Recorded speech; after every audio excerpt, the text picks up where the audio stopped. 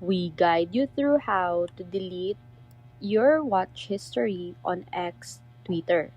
So the first thing you need to do is to open the X app on your phone and make sure you are logged in into your account.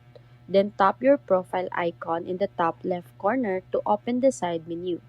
From there, scroll down and tap on Settings and Privacy. Then go to Privacy and Safety and look for the section called Content You See. Next, tap on Video Watch History or similar option depending on your app version, and you'll see the option to clear your watch history. Tap Clear or Delete Watch History.